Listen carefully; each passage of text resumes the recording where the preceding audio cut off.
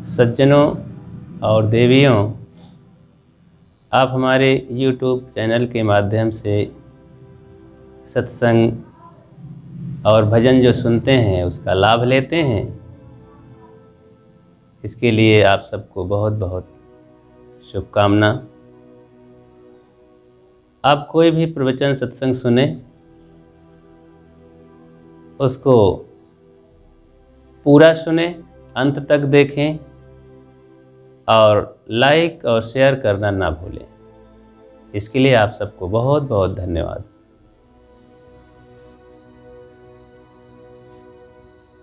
चर्चा करते हैं, कीचड़ से कीचड़ का दाग नहीं छूटता है।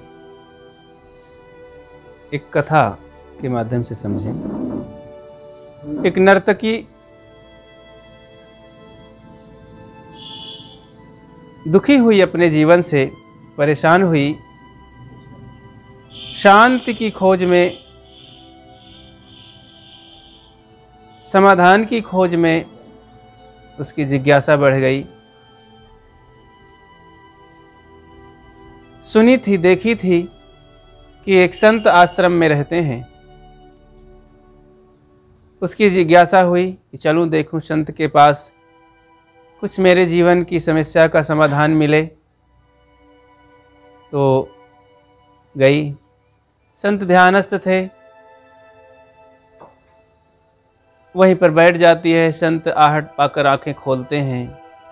बोले, अरे देवी, कैसे आप यहाँ? बताई कि संत भगवान, मैं एक नर्तकी हूँ, मेरा धंधा है नाचना गाना, धंधा पार्टी में जाना, लेकिन मैं बहुत दुखी हूँ। मुझे अपने चरणों का दास बनाकर मुझे ज्ञान विचार दीजिए, शांति दीजिए। मैं दीक्षा लेना चाहती हूँ। संत कुछ जिज्ञासा उसकी देखकर, भावना देखकर उसे दीक्षा दे देते हैं। कुछ बातें समझा देते हैं कि खान पान शुद्ध रखना, कुसंगत में नहीं जाना, अच्छे विचारों को ग्रहण करना, संतों की सेवा करना, दान धर्म करना, कुछ मोटे मोटे सद्गुण को ग्रहण करने की बात और दोषों को छोड़ने की बात, चोरी, निंदा, गलत खान पान, राग द्वेष से दूर हटना, इस तरह का उपदेश सुना करके संत उन्हें विदा करते हैं। नर्तकी अपने घर आती है, प्रसन्नता से गुरु का ध्यान चिंतन करती है। धीरे धीरे उसकी जिज्ञासाएं फिर उसी अपनी घर गृहस्थी में ढीली पड़ जाती है। एक दिन उसके मन में होता है कि दीक्षा तो मेरी हो गई, मैं अभी कोई भंडारा नहीं किया हूँ, कोई खान पान भोज नहीं किया हूँ। सोचा चलो एक दिन भंडारा करते हैं। भंडारा की तिथि निश्चित करती है अपनी सुविधा से, फिर निमंत्रण भेजती है। जो उसके साथ उसकी कमेटी में नाचने गाने वाले लोग थे, जिन्हें भाड़ के रूप में कहा जाता है। भाड़ एक जाति भी कही जाती है और वो नाचने गाने का काम करती है, लोगों को मनोरंजन देती है। यही सब ऐसे ही लोग मित्र के रूप में उनके थे, रिश्तेदारी के रूप में थे। उन्हीं को निमंत्रण दिया। समय तारीख आई और सब लोग जुटे, सैकड़ों लोग आ गए। भोजन बना, किस्म किस्म का व्यंजन तैयार हुआ। सब हंसी मजाक, ठिठोली और नशेबाजी सब लोग करने लगे। महात्मा जी भी सुने, नर्तकी के गुरुदेव भी सुने कि अरे मेरी शिष्या हो गई है और मुझसे बिना पूछे, बिना निमंत्रण दिए है भंडारा कैसे कर रही है। उसको जगाने के लिए, उसको चेताने के लिए, उसको ज्ञान देने के लिए गुरुदेव के अंदर एक भाव जगा। अपना कमंडल उठाते हैं, चल देते हैं। रास्ते में एक नाला मिलता है। उस नाले में प्रवेश कर जाते हैं। पैरों में ऊपर तक उसका कीचड़ लगा लेते हैं, कमंडल में भी अपने कीचड़ भर लेते हैं, चल पड़ते हैं। थोड़ी ही दूर था अब निवास नर्तकी का, वहाँ पहुँचते हैं। नर्तकी देखते ही याद आती कि अरे मैंने सबको निमंत्रण दिया, अपने गुरुदेव को, अपने इष्ट को तो निमंत्रण दिया ही नहीं, भूल गई हूँ। अफसोस के साथ दौड़ती है गुरुदेव के पास, प्रणाम करती है, लेकिन देखती है कि उनके घुटने तक कीचड़ लगा हुआ है। अरे गुरुदेव ये कैसे, क्या हुआ, कीचड़ ये बहुत गंदा लगा हुआ है। तुरंत जल लेकर के आती है, कहती गुरुदेव मैं आपके चरण धो देती हूँ, साफ कर देती हूँ। गुरुदेव कहते नहीं नहीं, जल की जरूरत नहीं, मेरे पास जल है, इसी जल से धोइए। नर्तकी सोचती है जब गुरुदेव के पास जल है तो कोई बात नहीं, धो देती हूँ। जैसे ही पैर धोने के लिए बैठती है तो गुरुदेव अपने कमंडल का कीचड़ ही अपने पैरों पर डालते हैं। उठ के खड़ी हो जाती, गुरुदेव आप ये क्या कर रहे हैं? कमंडल में आपके कीचड़ है, पैरों में कीचड़ है, कीचड़ से कीचड़ कैसे छूटेगा? ये गंदगी कैसे छूटेगी? गंदगी से गंदगी कदापि नहीं छूटती है, आप कैसे हो गए हैं? कहीं नहीं नहीं, अरे धुलिए ना, मैं पानी डाल रहा हूँ, क्यों साफ नहीं होगा? साफ नहीं हो सकता कीचड़ से कीचड़। नर्तकी ने कहा नहीं गुरुदेव, ऐसा कभी नहीं हो सकता है, आप इसके धुलने के लिए, शुद्ध करने के लिए पैरों को हमें शुद्ध जल की जरूरत होती है। इतने में गुरुदेव शांत हो जाते हैं और तुरंत वो साफ पवित्र जल ले आती है, पैरों चरणों को धोती है, कमंडल को धो मांझ करके उसमें शुद्ध जल डालती है। तब गुरुदेव कहते हैं जैसे मेरे इस कीचड़ लगे हुए कीचड़ को तुम शुद्ध जल से धोई हो, मेरे भरे हुए कमंडल का कीचड़ साफ नहीं कर पा रहा था पैरों को, इसी तरह तुम जो स्वयं जिंदगी के कीचड़ को साफ करने के लिए जो कीचड़वत लोग हैं, जिनके जीवन में गंदगी, विषय वासनाएं, तमाम तरह की गुलामियां, जीवन में गंदी आदतें भरी हुई हैं, ऐसे भड़वे को बुला करके तुम भंडारा और यज्ञ करके पुण्य कमाना चाहती हो, दोष मिटाना चाहती हो, जीवन को सफल बनाना चाहती हो, ऐसा कभी नहीं हो सकता है। जैसे अपने पैरों के गंदगी को धोने के लिए साफ पवित्र जल की जरूरत पड़ी है, पवित्र जल से साफ हुआ है, वैसे ही अपने जीवन के दोषों को साफ करने के लिए, अपने हृदय के कचड़े को साफ करने के लिए, अपने मन की गंदगी को साफ करने के लिए हमें पवित्र संतों की ज़रूरत है, पवित्र भक्तों की ज़रूरत है, सज्जनों की ज़रूरत है, इंसानों की ज़रूरत है, जिनका दिल दिमाग साफ है, जिनका खान पान साफ है, जिनका चरित्र अच्छा है, जिनका जीवन पवित्र है, उन्हीं के चरण भी पवित्र होते हैं, चरण आचरण के प्रतीक होते हैं बंधुओं। उसके तो पैरों की धरती सरक गई, नर्तकी चरणों में गिर पड़ती है। अफसोस के साथ गुरुदेव मुझसे बहुत बड़ी भूल हुई, मैं तो समझ ही नहीं पाई, आपको तो भूल ही गई।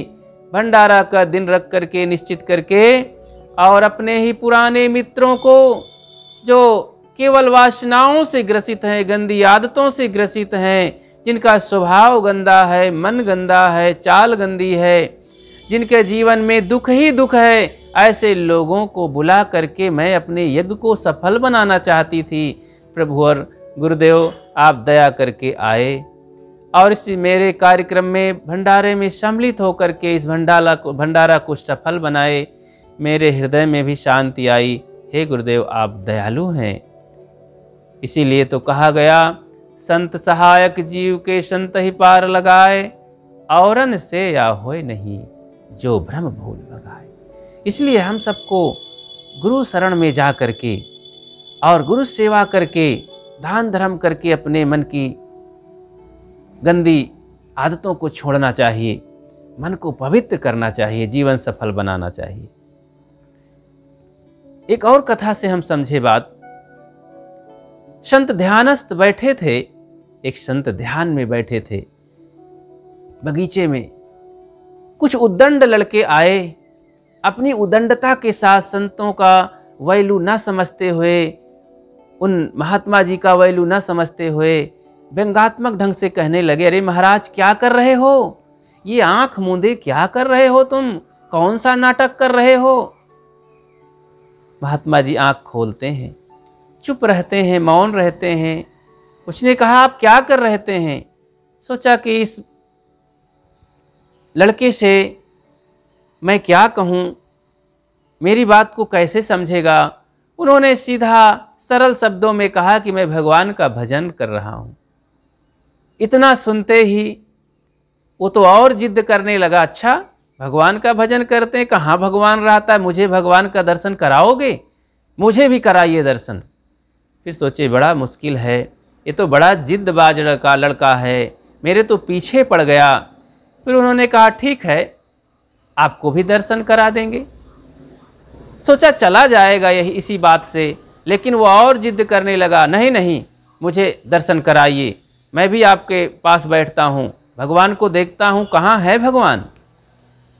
महात्मा जी ने कहा आज नहीं, 2 दिन बाद हम आपको भगवान का दर्शन कराएंगे। सोचा कि 2 दिन बाद वादा कर देते हैं, फिर ये भूल जाएगा, छुट्टी मिलेगी हमको झंझट से। कहाँ इसको भगवान का दर्शन चाहिए, तो हमें परेशान करने के लिए आया है। लेकिन वो भी ऐसा बड़ा जिद्दी ठहरा लड़का।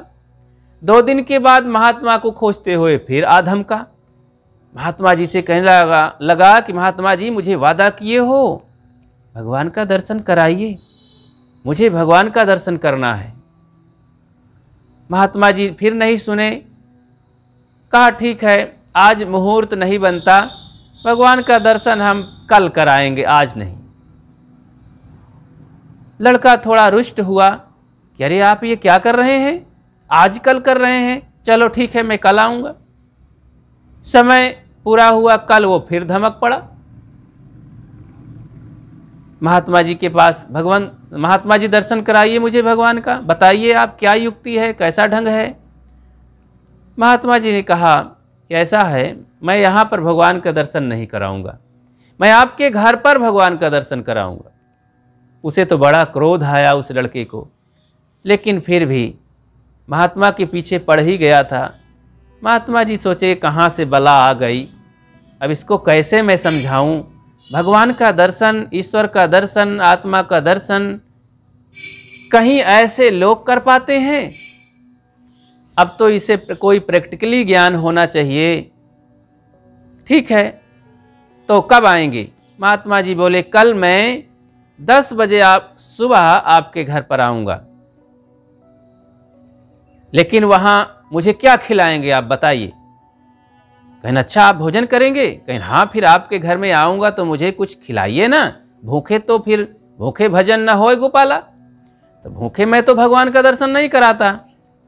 कहें ऐसा है, दाल भात रोटी पकवान पूड़ी ये सब बनाने की ज़रूरत नहीं है, सरल है, दूध लाइए उसमें चावल पकाइए, खीर बनाइए, महात्माओं को खीर पसंद रहती है, हल्की फुल्की रहती है, थोड़ा कर लेंगे जलपान, फिर आपको भगवान का दर्शन कराएंगे। बोले बिल्कुल ठीक। लड़का घर में सुबह से उठ करके साफ सफाई से और दूध लाया, उसको पकाने लगा, उसमें चावल चीनी का और मेवा का इंतजाम किया, खीर बनाना चालू किया, बड़े ही उत्साह प्रेम मेहनत से बनाते बनाते बढ़िया खीर बनाया और 10 बजे तक में खीर बना के तैयार किया। अब महात्मा जी उधर से आए तो रास्ते में एक नाली का कचड़ा भर करके कमंडल में आए। बोले भाई मैं आ गया हूं। बोले महाराज जी आप भगवान का दर्शन कराएंगे कि भोजन करेंगे। बोले नहीं नहीं पहले हम भोजन करेंगे। कहें ठीक है, तो कैसे मेरी थाली में खाएंगे कि अपने पात्र में खाएंगे। महाराज जी ने कहा कि देखो मैं भिक्षा ले लेता हूं और खा लेता हूं, मेरे कमंडल में दे दीजिए, मैं भोजन कर लेता हूं, आपको पात्र की जरूरत नहीं है।